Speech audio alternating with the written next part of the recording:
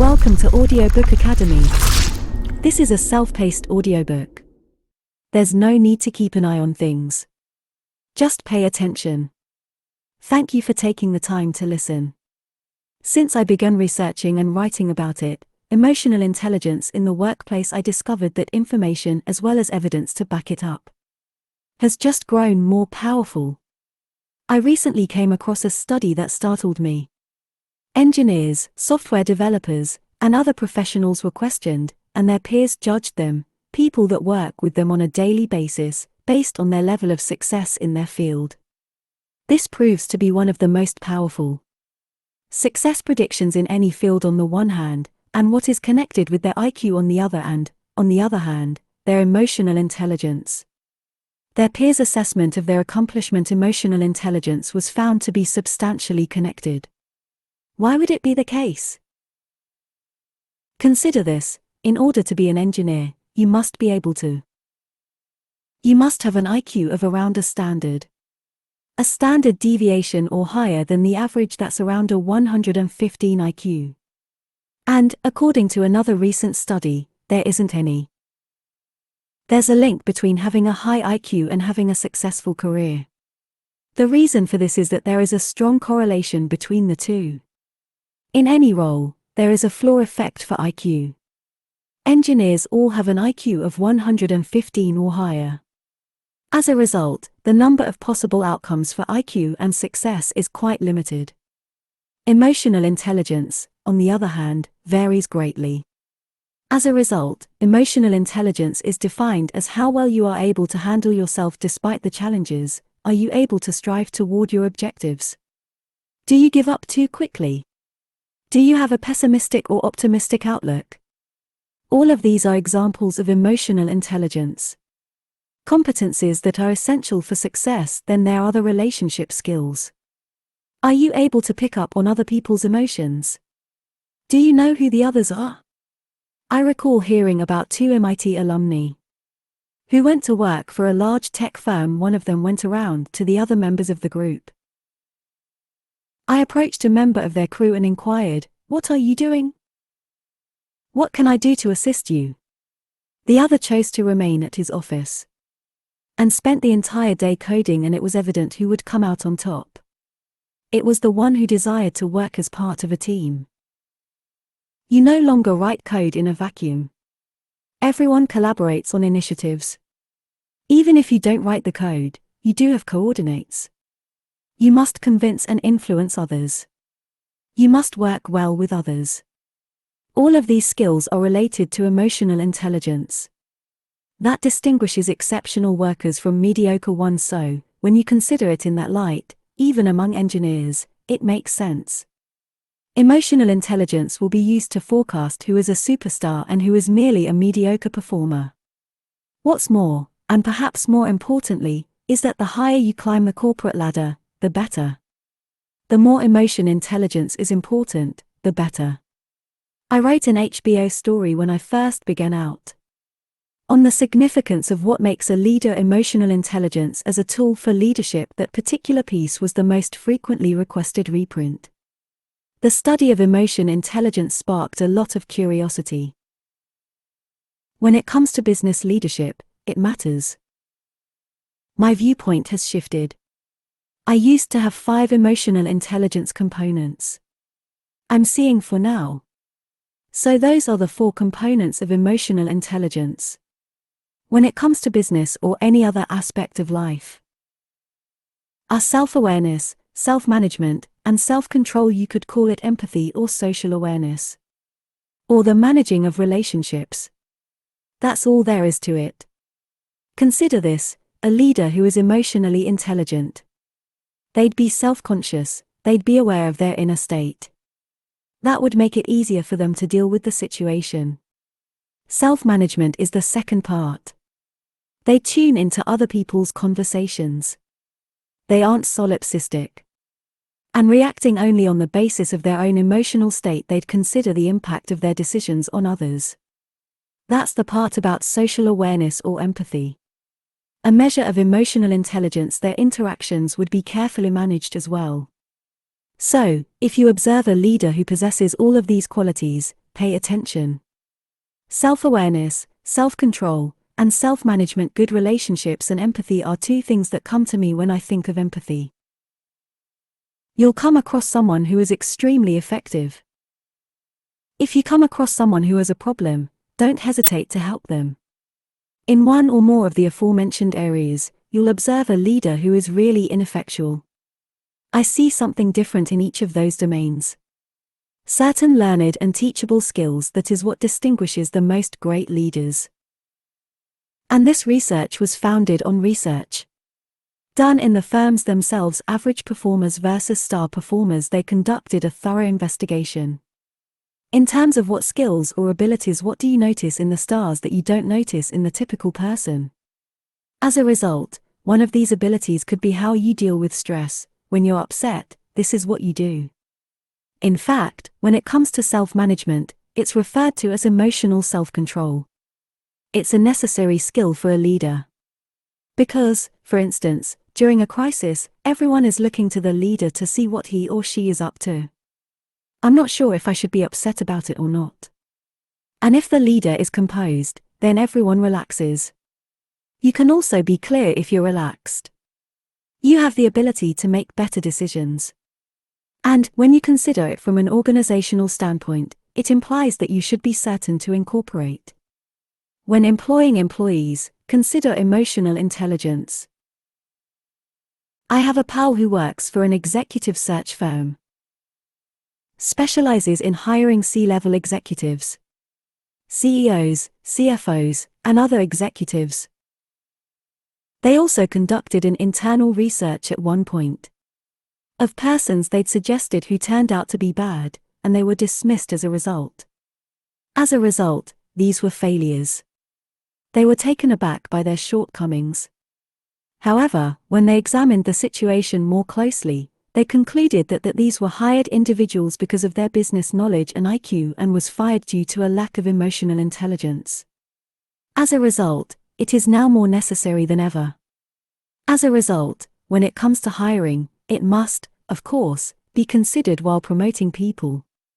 It should also be a part of HR. It should be a part of what you do to assist others. Because of gain additional strengths in the positive aspects of emotional intelligence is that it can be learned. You can also upgrade it at any time.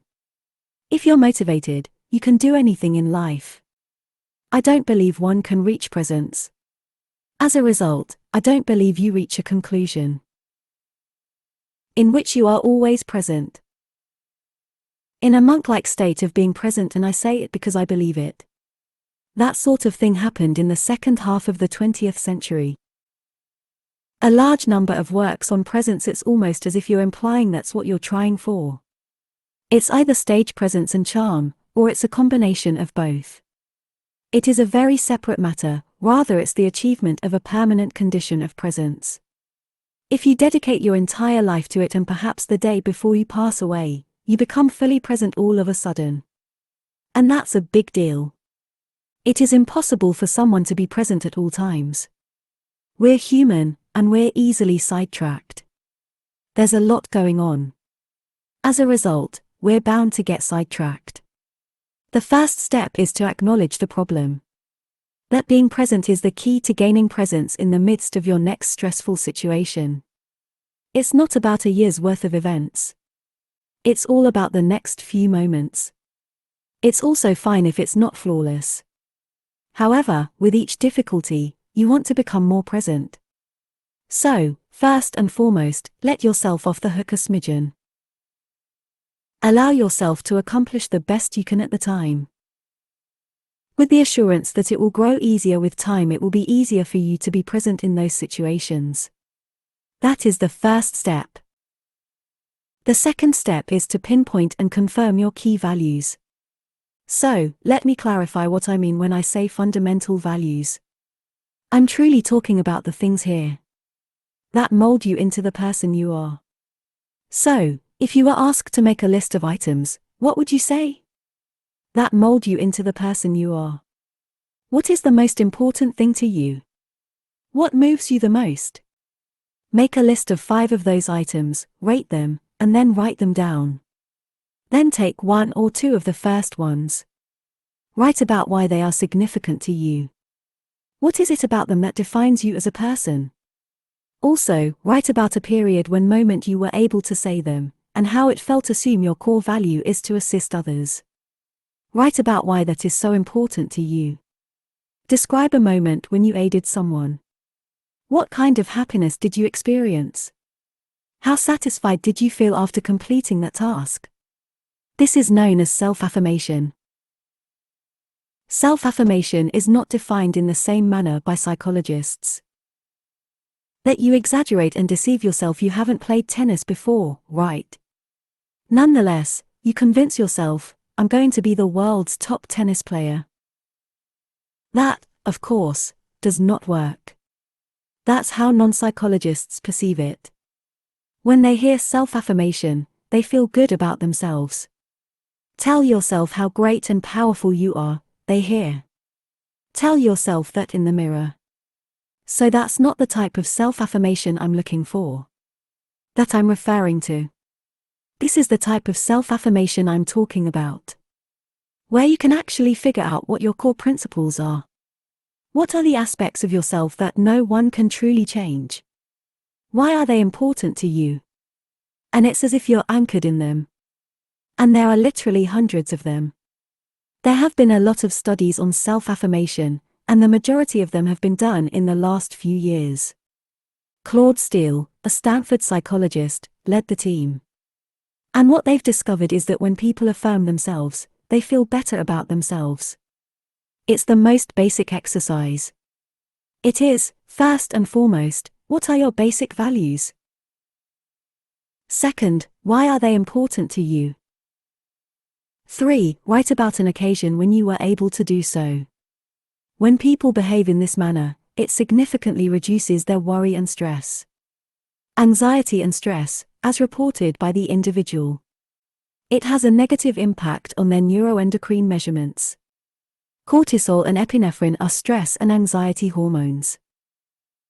It also permits them to perform at a higher level. In a high-stress situation as a result, someone may self-affirm and explain why family is important to them. They then proceed to take a difficult math test. They are not just less anxious, but they are also more productive. On the math test, they actually perform better. What's amusing about it is that it's not someone saying it. I'm a math genius, he or she tells himself. I'm the real deal, Einstein. It has nothing to do with the subject of mathematics. It's impossible that the self-affirmation has anything to do with math. What makes it so effective? It works because it reminds us of who we are at our core. It's fine if you're not flawless. So you're ready to enter that tense situation. And know that no matter what happens, you'll be okay. You're going to leave it as it is. You validate yourself, and now you know who you are. The next step is to figure out how to get to it. In your day-to-day routine. When you're not dealing with one of these major issues, you're expressing yourself in a natural way. Because you have no qualms about telling your pals, show your family who you truly are by talking about what you care about. When you're in one of those high-stress situations, I need to be sure is the last thing on your mind. That I demonstrate my true self to them. Consequently, instead, it becomes quite dangerous to show them who you are. And that wall rises. You can no longer access those items. You can't get to them even if you wanted to. Because you're in a fight-or-flight situation. As a result, everything revolves around the sensation of being powerful. And by power, I don't mean dominance over others. That is the concept of social power. Personal power is control over one's own body. So it's all about having the ability to access the resources. Which you already have. Your personality, your values, your abilities, and your knowledge. You can access such things when you feel powerful. When you don't feel like you have any personal authority, suddenly, you are unable to access those resources. As a result, there is a critical distinction between social power and economic power. The difference between personal and societal power is that social power is a zero-sum game. Personal power is limitless. Everyone has the potential to be strong in their own right. In fact, I would argue the opposite. That you want people to be powerful on a personal level. You're getting the best version of everyone because you're getting the best version of everyone. When they're in that mood, people are not competitive because of their personal might. In a zero-sum, fixed pie kind of way, people become more open, action-oriented, and innovative as a result of it. People who are, to put it bluntly, more intriguing. The approach system is activated by power. This suggests you're more likely to take action. You're more likely to come across difficult situations. Not as a source of danger, but as a source of opportunity. You have a more upbeat attitude in general. More upbeat, more self-assured. It's not only about you, it's also about others. It's more likely that you'll believe it. That the consequences of your actions will be felt, so that they don't just sit there and do nothing and take no action. And all of that makes it a lot easier. Want you to show your true identity, that your emotions and thoughts are driving you, rather than focusing on what is most important to you. There are several tactics that are really useful, which we may put in place to assist us to improve one's emotional agility. The ability to show up is the first. Acceptance of your thoughts and feelings is the foundation of transformation. It is a paradox in our lives as humans. That acceptance is the first step in the process to be able to effect genuine change. As a result, paying attention to how you're feeling is important. And your tail, as well as your thoughts, not debating whether it's correct or incorrect, but the ability to be with it. Then it's time to start the process of stepping out. Putting some distance between yourself and your thoughts. You and your feelings. Your narrative and you. In order for you to be able to detect your own idea, for what it's worth, let's call it an emotion or a tale. A feeling, an emotion, or a tale. It's not how you're described. It has nothing to do with who you are. It's also not dictating how you should act. The ability to connect with your why is the third. Your principles. What decision do you have to make? What are your options in the scenario you're in? Working on your why is an ongoing effort of transferring values from something that appears to be somewhat abstract, becoming something that has a lot of weight and can be followed on a daily basis. Place a value on something, such as being healthier, as a parent, or of being more connected and present. Today, you will be confronted with a decision moment, as I like to call it. You will enter a cafeteria or a restaurant, and you'll be able to choose a choice. Do I place an order for anything that will help me get closer to my goal? Or do I place an order for something that will be delivered? Remove myself from that value. When you get home from work, there are a few things you should do. A decision point will be presented to you. Do I have a relationship with my child? And make a move in the direction of my worth, or do I inquire about my child's day? Without even taking my eyes away from my phone. The emotional agility's fourth process is the concept of progress. And there are two parts to this. The first is to push yourself to the limit of your abilities. You're living on the brink of your abilities. What this really signifies is that you're traveling in the direction of something that matter to you, even if they come with a price. Discomfort, fear, tension, agitation, sadness, or worry are all symptoms of anxiety. Because it's a decision that has ramifications with the way you wish to conduct your life. Choosing courage over comfort is the first step in moving forward. And to pick things that are nipping at your heels, you're being pushed to the limit of your abilities, moving you away from your natural comfort zone. Another component of progressing is developing a mindset and developing behaviors that are based on your values, that are linked to your life's ultimate aspirations. We can all make decisions and set goals for ourselves. That's what I refer to as have to objectives. A must-achieve aim is one in which you must accomplish something. Because a partner, a boss, or a spouse, you may be motivated by a sense of internal shame. A want-to objective is one that is motivated by intrinsic motivation. What is essential to you? As an example, you could set a must-achieve goal. If you're trying to lose weight because you're ashamed, or because your partner informs you that you need to shed some pounds. You might also set a wish to aim. An aim that is actually about improving one's health so that you can witness your children's development according to the findings. Want to goals are more important than need to goals. Radically change the physics of our willpower that when we have a desire to achieve something, that piece of cake in our refrigerator takes on a new meaning for us. Taste characteristics that are activated. We take 195 milliseconds to make a choice as to whether or not we will have whether you eat that piece of chocolate cake or not, are imposed in a variety of ways, depending on the situation. Whether our objective is a must-go or a desire-to-go goal. When we have a must-achieve goal, all we can think about is the cake. Placed in the refrigerator, all we care about is the cake. Our temptation is amplified when we have to meet a deadline. They force us to concentrate on the subject at hand.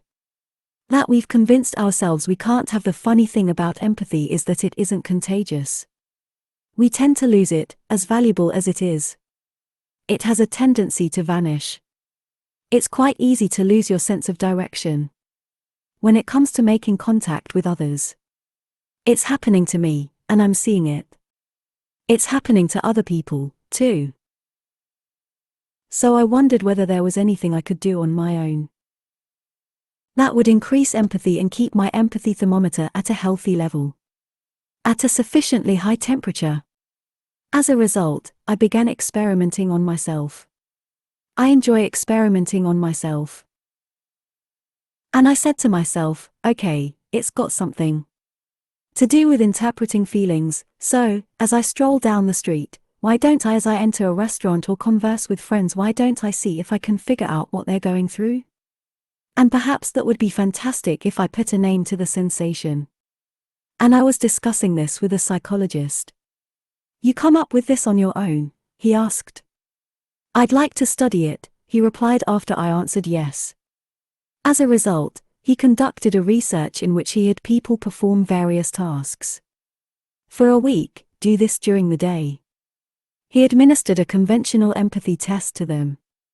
At the start of the week, he gave them at the conclusion of the week another empathy test to evaluate if their results have improved. This activity would increase one's empathy. They also performed other things to control variables, according to him. What was fascinating was that not only did the more they did it, the higher their scores became.